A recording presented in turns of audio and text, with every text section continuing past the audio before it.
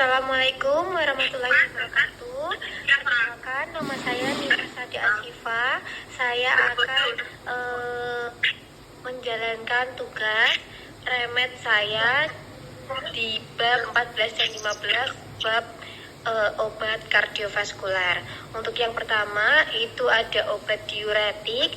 Itu contoh obatnya ada furosemid, itu chlortiazid sama spironolactone. Itu indikasinya untuk hipertensi, gagal jantung,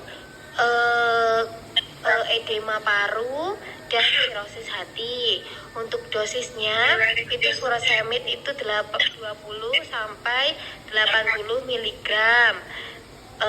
Untuk HCT itu 12,5 sampai 50 mg per hari. Untuk spironolactone itu 25 sampai 100 mg per hari. Untuk efek sampingnya itu ada hipokaleminya, ada dehidrasi dan hipotensi. Terus yang selanjutnya ada golongan beta blocker, itu ada propanolol, metoprolol sama bisoprolol. Itu untuk hipertensi, angina, gagal jantung. Terus dosisnya itu metoprolol itu untuk 25 sampai 100 mg. 1 sampai 2 kali sehari. Bisoprolol itu 2,5 sampai 10 mg. Efek sampingnya itu hipotensi, terus kelelahan dan gangguan tidur. Terus yang selanjutnya ada AC inhibitor. Itu contoh obatnya itu captopril, enalapril sama lisinopril. Itu indikasinya untuk hipertensi, gagal jantung, netropati dan lain-lain.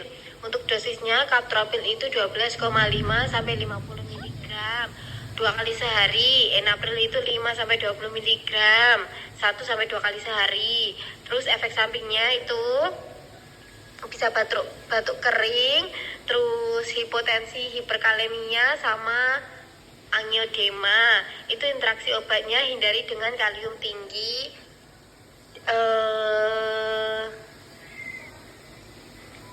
atau spironolactone. Untuk yang keempat itu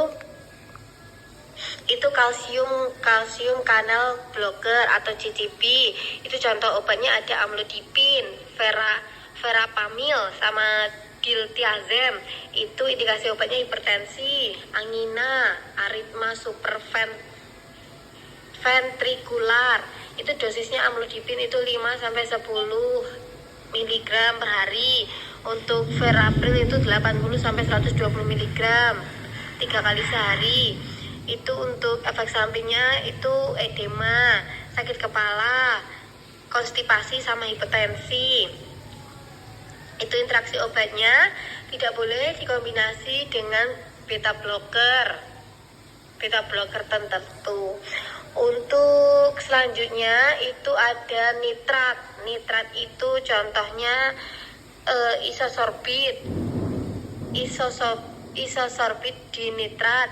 Terus nitrogliserin itu indikasinya angina, gagal jantung. Terus dosisnya itu isosorbit itu 5 sampai 40 mg 2 kali sehari, 2 sampai 3 kali sehari. Untuk nitrogliserin itu 0,3 sampai 0,6 mg sublingual saat nyeri. Itu efek sampingnya sakit kepala, hipotensi. Interaksi obatnya tidak boleh dengan sildenafil. Untuk yang terakhir itu ada statin. Statin itu contoh obatnya simvastatin, atorvastatin, rosuvastatin. Itu indikasinya untuk hiperlipidemia dan pencegahan penyakit kardiovaskuler. Dosisnya simvastatin itu 10 sampai 40 mg per hari atau saat malam hari. Untuk atorvastatin itu 10 sampai 80 mg per hari. Terus efek sampingnya nyeri otot, peningkatan enzim hati. Terus interaksi obatnya hindari jus grapefruit. terus eritromisin dan azul. Sekian dari saya, ada kurang lebih dan salahnya mohon maaf. Wassalamualaikum warahmatullahi wabarakatuh.